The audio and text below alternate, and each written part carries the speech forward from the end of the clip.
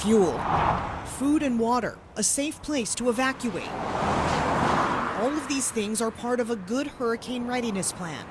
When a storm is approaching and the governor declares a state of emergency, this message shows up on the Attorney General's website. State of emergency in effect, report possible price gouging. This state law prohibits what it calls unconscionable prices of essential commodities during a declared state of emergency. I wanted to see who may have violated that law as Hurricanes Helene and Milton barreled toward Florida last year.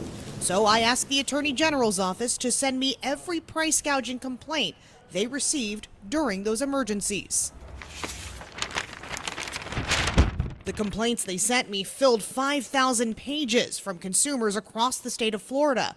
And you can see there is no shortage of complaints in our 5-county viewing area. It's just unfortunate that some businesses are greedy, especially when they know they can get the money out of people. One of them came from Christine Turley. She and her family were staying at a Palm Beach Gardens hotel last fall while they looked for a new home.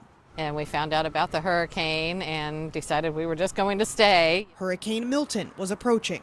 But their prices had jumped, like I said, almost over 200% overnight, from about $85 up to $270, which made it unaffordable. So we literally ended up renting a U-Haul van. So during the hurricane, we were parked in a garage here in Palm Beach County. And no, we didn't really get a lot of sleep that night. It wasn't a lot to be had with all the noise and wondering with each gust, what was going to come flying at you.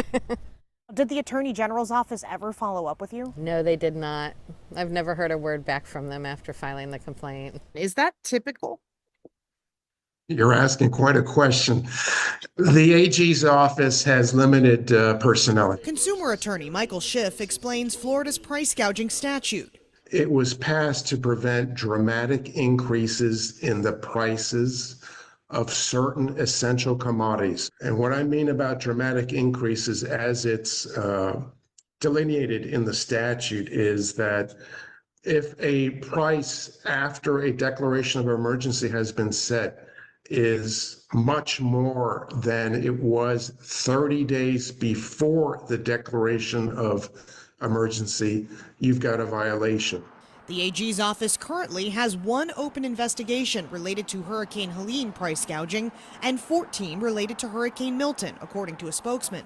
And they just don't have the individuals to handle all of them.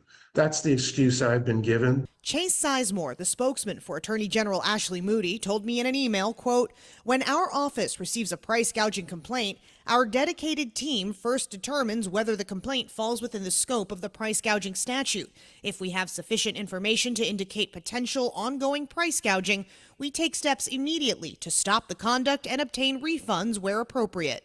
And that has happened. I think they did a great job. I really do. George Trump lives in Englewood. He evacuated to a hotel in Juno Beach. They quoted us $503 for the one night, for the hurricane night, and then $200 and some for the second night. And filed his report after the credit card bill came.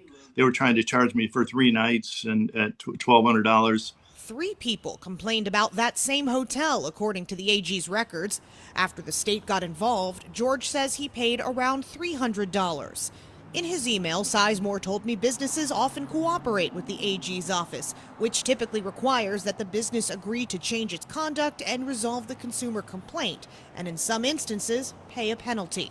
Sizemore says if a business does not cooperate or respond, or is a repeat offender, we may file litigation. Jamie Ostroff, WPTV News.